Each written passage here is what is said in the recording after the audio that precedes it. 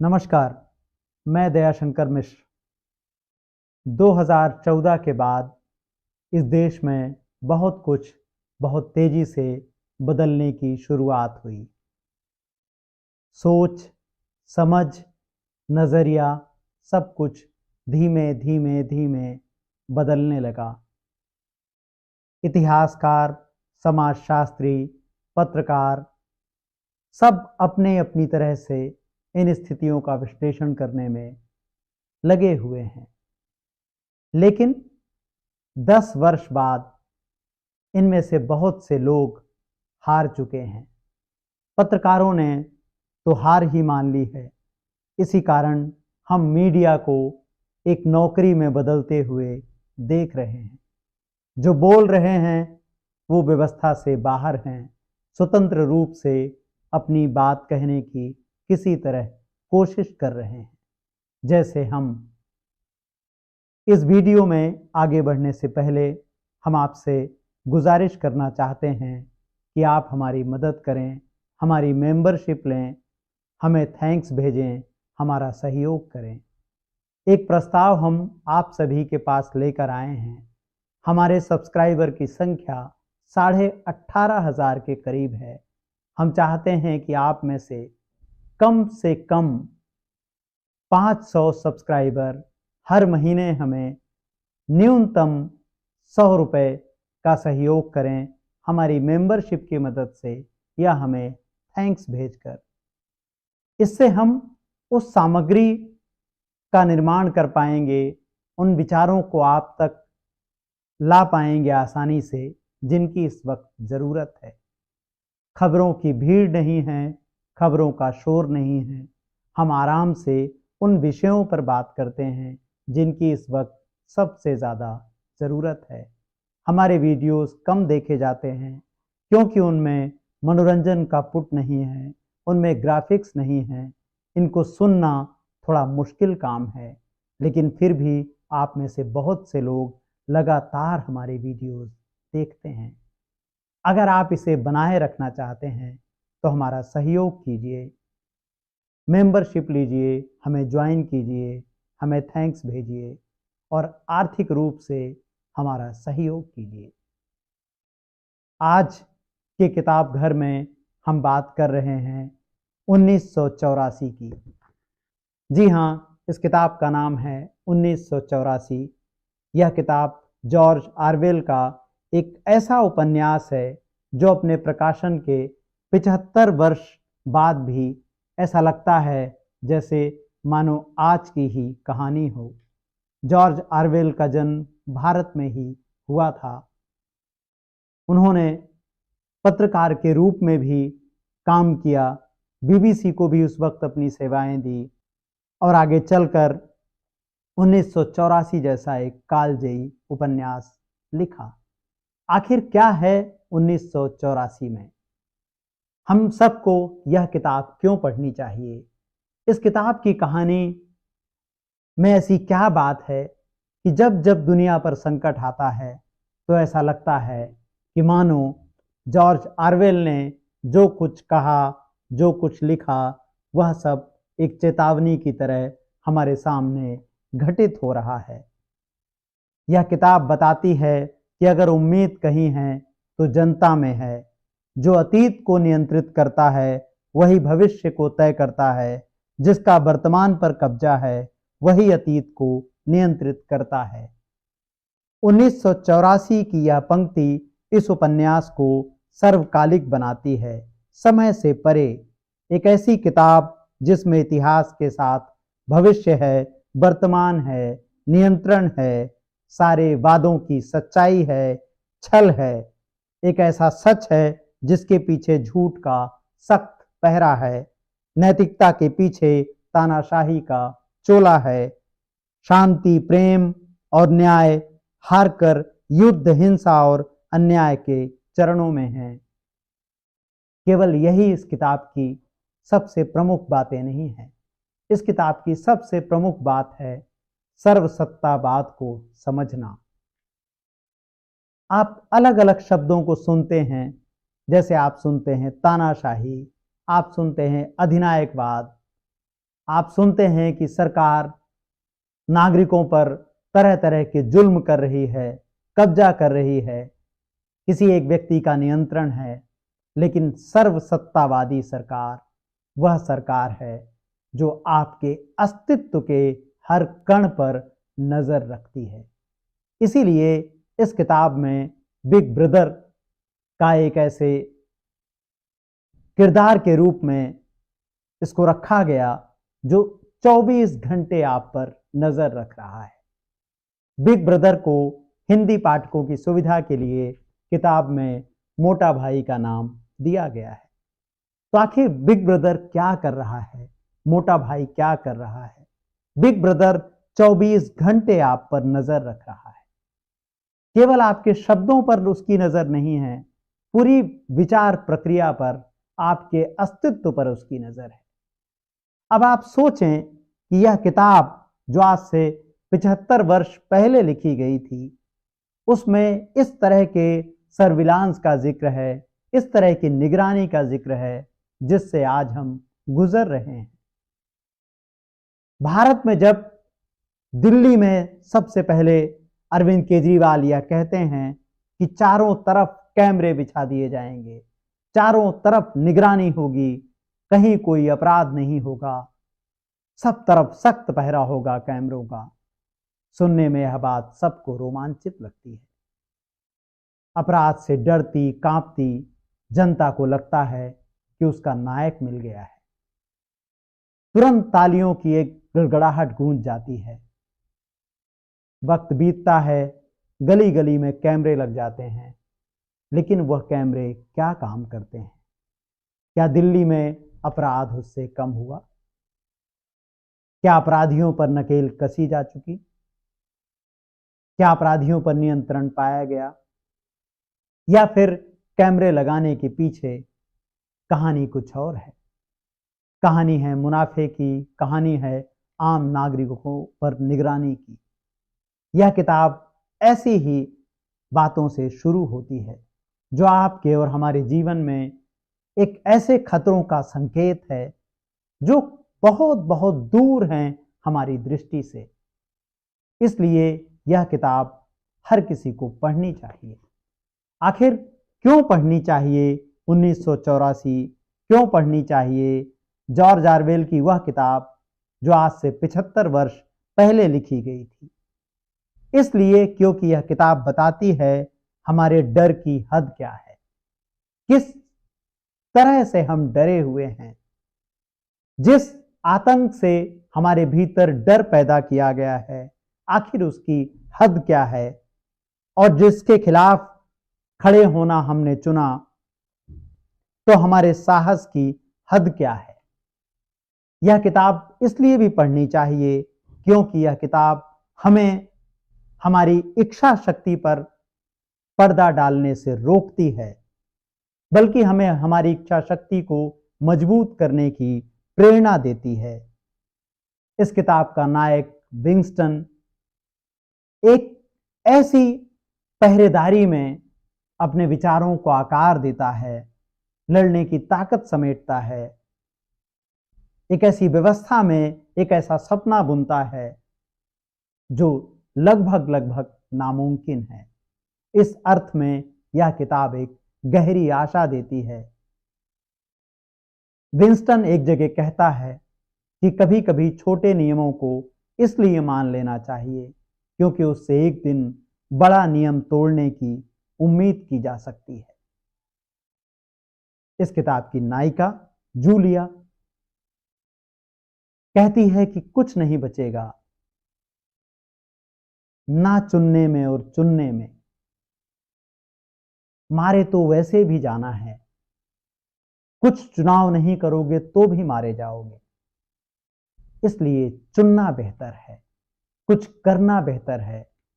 Julia कहती है मनुष्यता से सार्थक कुछ भी नहीं है, भले ही उस मनुष्यता का हासिल कुछ भी क्यों ना हो।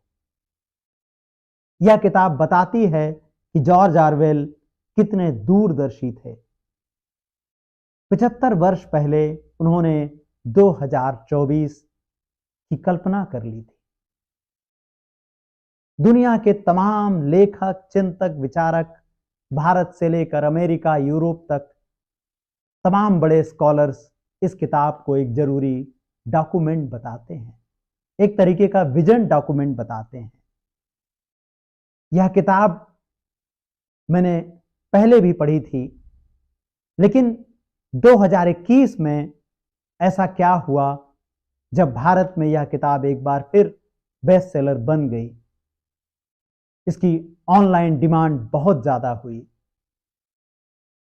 इसलिए क्योंकि अचानक से जब कोरोना की त्रासदी आई, लॉकडाउन आया, नागरिकों को जेलों में भेजा जाने लगा, आपको बहुत से चेहरे, बहुत से नाम याद आएंगे जिन्होंने केवल सोचा, उनको करने की सजा दी गई। एक एक करके याद करते चलिए उन चेहरों को। फादर स्टेन स्वामी, उमर खालिद, केवल कुछ नाम है। प्रोफेसर साईं बाबा। प्रोफेसर साईं बाबा का उल्लेख इसलिए क्योंकि एक व्यक्ति जो अपने पैरों पर खड़ा नहीं हो सकता था, लेकिन जिसका दिमाग सोचता था, उसे सोचने की सजा दी गई। यह सारे किरदार मानो विंस्टन की शक्ल में आज हमारे सामने खड़े हैं। इस किताब में वह सब है जो अधिकतम आप सोच सकते हैं। मेरी जिंदगी में यह किताब 2023 में दाखिल हुई, जब मैंने एक ऐसी किताब लिखने का फैसला किया जिसमें 2014 से 2023 तक का इतिहास था। तब मुझे पता चला कि जॉर्ज ऑरवेल ने जो कुछ कहा है, हम उस खतरे के कितने निकट हैं। जैसे ही मैंने उस किताब की घोषणा की, सब कुछ वैसे ही घटने लगा जैसे विंस्टन की जिंदगी में घटता है। तब पता चलता है कि हम कितनी निगरानी में थे। हमारे आसपास जो कुछ घट रहा है, वह सब कुछ जॉर्ज ऑरवेल 75 बरस पहले ही लिखकर चले गए। जॉर्ज ऑरवेल ने लिखा है कि अंततः उम्मीद जनता से है। आपने हमारा पिछला वीडियो देखा जिसमें हमने बात की थी कि नरेंद्र मोदी का चक्रव्यूह तब तक नहीं टूटेगा जब तक जनता अपनी सोच नहीं बदलेगी, अपना विचार नहीं बदलेगी। यह किताब उस विचार पर है। इस किताब में बहुत से शब्द हैं, बहुत सी परिभाषाएं हैं। मैं चाहूंगा कि आप किताब जरूर पढ़ें, लेकिन एक शब्द है जिसे आपको अपने साथ रखना चाहिए। बिग ब्रदर ने आपके विचारों पर नजर रखी है। आपके एक्शन पर तो कोई भी नजर रख सकता है, लेकिन थॉट क्राइम क्या है? विचार अपराध। आपने सोचा कि आप सरकार के खिलाफ प्रदर्शन करेंगे और बिग ब्रदर को पता चल जाता है। इसका नायक विंस्टन लंबे समय तक जेल में यातना सह रहा है। बिग ब्रदर उसको बदलने की कोशिश में है यातना से। बिग ब्रदर का एक अर्थ में सेनापति है ओब्रायन। ओब्रायन को लगता है कि विंस्टन अब काबू में आ गया है, लेकिन विंस्टन के दिमाग में कहीं एक जगह बची थी, और ठीक उसके पहले जब उसे रिहा होने की उम्मीद है, उसके दिमाग में ख्याल आ जाता है कि बिग ब्रदर कुछ गड़बड़ कर रहा है। सेकंड के भी 100वें हिस्से के भीतर वह समझ जाता है कि उससे सबसे बड़ी गलती हुई है, और विचार आने के अगले ही पल ओब्रायन उसके सामने हाजिर हो जाता है और यातना का एक नया सिलसिला शुरू हो जाता है। ओब्रायन उससे कहता है कि हम तुम्हारी आत्मा पर निगरानी रख सकते हैं। पहरा इतना सख्त है कि तुम कुछ सोचो, उसके पहले हमारे पास अलर्ट आ जाता है। भावार्थ यही है उन दोनों की बातचीत का। एक इतना यातना, एक ऐसा डर जिसकी सीमा आप जानते ही नहीं हैं, विंगस्टन और जूलिया को उससे गुजरना पड़ता है। ओब्रायन कहता है वो पुराना जमाना भूल जाओ, वो पुरानी तानाशाही भूल जाओ जब घोषित तौर पर तुम्हें गोली मारी जाती थी। ओब्रायन कहता है हम तुम्हें तुम्हारे लोगों की नजर में खलनायक बना देंगे। हम नहीं चाहते कि तुम लोगों के दिमाग में जिंदा रहो। इस सारी कहानी को आज 2024 में याद कीजिए। क्या हो रहा है जो बोलने की कोशिश करते हैं, अचानक ईडी सीबीआई उनके घर आ जाती है। मेरे जैसा एक मामूली लेखक किताब लिखता है और ऑनलाइन उसकी किताब पर पाबंदियां लग जाती हैं। कोई कुछ नहीं कर पाता। पाठक किताब खरीदना चाहते हैं और बैंक खाता बंद कर दिया जाता है। बैंक कुछ नहीं बताता। आज के जमाने में मेरे साथी यह यकीन कर लेते हैं कि मेरी पूर्व मीडिया कंपनी मुझ पर निगरानी रख रही है, मेरे घर के बाहर पहरा है। मेरे साथी मुझको फोन नहीं करते। एक बरस बीत जाता है, लोग डरते हैं फोन करते हुए। 2024 में जो कुछ हो रहा है 1984 में वह सब लिखा गया है। इस किताब में वह सब है जो आपके दिमाग में आता है। जैसे एक सत्य मंत्रालय की बात है। जॉर्ज ऑरवेल लिखते हैं सरकार की समूची मशीनरी बटी हुई थी। पहला था सत्य मंत्रालय, जिसका लेना देना समाचार, मनोरंजन, शिक्षा और ललित कला से था, लेकिन नाम था सत्य मंत्रालय। दूसरा था शांति मंत्रालय, जो युद्ध के मामले देखता था। तीसरा प्रेम मंत्रालय था, जिसका काम कानून व्यवस्था कायम रखना था। श्री मंत्रालय आर्थिक मामलों के लिए जिम्मेदार था। प्रेम मंत्रालय के नाम से उलट इसका काम वास्तव में डराने वाला था। हर नागरिक के कमरे में एक टेलीस्क्रीन मौजूद थी।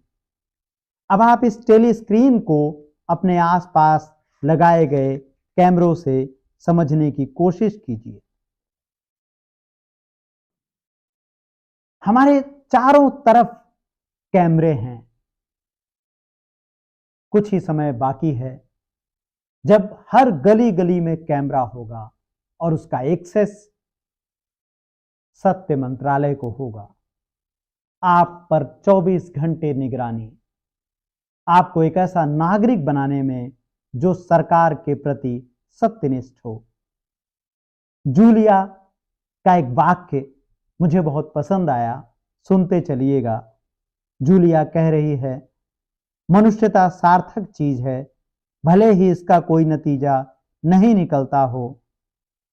अगर हम ऐसा सोच लेते हैं तो समझो कि हमने उन्हें हरा दिया। जूलिया जानती है कि आज नहीं तो कल बिग ब्रदर उसे देख ही लेगा, पकड़ ही लेगा। जूलिया कह रही है इसके पहले कि मरना तो तय ही है, लेकिन जब तक जीना है तो मनुष्यता के साथ जीना है। यह किताब बहुत पतली किताब है। पतली इस अर्थ में कि दुनिया की पूरी कहानी इस किताब में है और यह किताब बमुश्किल आप देखें कि लगभग 250 पन्ने में खत्म हो जाती है। 250 पन्ने में इससे बेहतर किताब मिल पाना बड़ा मुश्किल है। ओब्रायन का एक किस्सा सुनते हुए हम आज की किताब की बात को खत्म करते हैं। ओब्रायन कहता है, हम लोग विधर्मियों को तब तक खत्म नहीं करते जब तक वे हमारा विरोध कर रहे हैं। विधर्मी यानी जो बिग ब्रदर के साथ नहीं हैं। हम लोग विधर्मियों को जब तक खत्म नहीं करते जब तक वे हमारा विरोध कर रहे हैं। जब तक विरोध है तब तक आदमी जिंदा है। हम उसे बदलते हैं, उसके भीतरी दिमाग पर कब्जा करते हैं, उसे दोबारा गढ़ते हैं। उसके भीतर बैठी सारी बुराई और सारे भ्रम को हम जलाकर खाक कर देते हैं। फिर हम उसे अपने पाले में कर लेते हैं, केवल दिखावे भर के लिए नहीं, वास्तव में दिलो दिमाग से। उसे मारने से पहले हम उसे अपना आदमी बनाते हैं, एकदम अपने जैसा। पुराने जमाने के तानाशाहों का धर्मादेश था, तुम ऐसा नहीं करोगे। सर्वसत्तावादियों का हुक्म था, तुम ऐसा करोगे। हमारा फरमान है, तुम ऐसे हो। हम जिसको भी यहाँ ले आते हैं, कोई हमारे खिलाफ खड़ा नहीं होता। हर किसी की झक साफ धुलाई की जाती है। आप इसको जोड़कर उन आवाजों से देखें जो 2014 में विरोध करती हुई नजर आती थी। 2014 के बाद की सत्ता की शुरुआत के उन लोगों को देखिए जो पुरस्कार ठुकरा रहे थे, जो सरकार के खिलाफ खड़े हो रहे थे, और कैसे धीरे धीरे धीरे धीरे हमारे आसपास वह सभी लोग खत्म होते जाते हैं जो सरकार का विरोध करते हैं।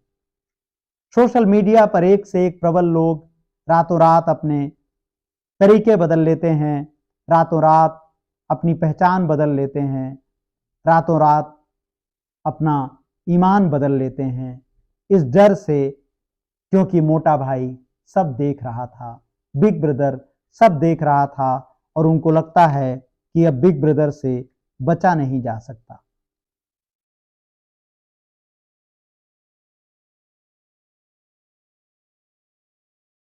इस किताब में यातना के बीच विंस्टन से पूछा जाता है कि बताओ किसी को कैसे बदला जा सकता है। विंस्टन कहता है, यातना देकर। ओब्रायन कहता है, उसका विश्वास तोड़कर, उसका दिमाग बदलकर। क्या आपको नहीं लगता कि आज 2024 में सब कुछ ऐसा ही किया जा रहा है? आखिर इस किताब के पढ़ने के फायदे क्या हैं? हमारी पूरी व्यवस्था में हर वीडियो देखने के बाद आजकल यही बात होती है कि आखिर इस वीडियो के देखने के फायदे क्या हैं। इस किताब को पढ़ने का सबसे बड़ा फायदा है, हम बुराई की हद को समझ सकते हैं। हम समझ सकते हैं कि सत्ता अधिकतम क्या कर सकती है। इन सब के बावजूद अच्छाई पर हमारा भरोसा कायम रहता है। हम खुद जाग जाते हैं। उन्हें जगाना बहुत मुश्किल होता है जो नींद में होने का नाटक करें, जो नशे की हनक में हों, उन्हें जगाना बहुत मुश्किल होता है। लेकिन यह किताब हमें जगाने का काम करती है। अपनी मृत्यु से पहले जॉर्ज ऑरवेल ने कहा था, जो कुछ भी चल रहा है उसे रोक दो, सब तुम्हारे हाथ में है। उन्हें अंततः जनता से ही उम्मीद थी। क्या भारत में वो जनता बाकी है जिससे जॉर्ज ऑरवेल को उम्मीद थी, जिससे जॉर्ज ऑरवेल के 1984 को उम्मीद है? आज के वीडियो में इतना ही। लोकतंत्र, संविधान और नागरिक चेतना पर हमारे वीडियोस को लाइक कीजिए, सब्सक्राइब कीजिए। आप जो भी सहयोग कर सकते हैं हमारा सहयोग कीजिए, ताकि हम उन सवालों को आपके सामने लेकर आ सकें जिनको इस वक्त कहना बेहद मुश्किल है। नमस्कार।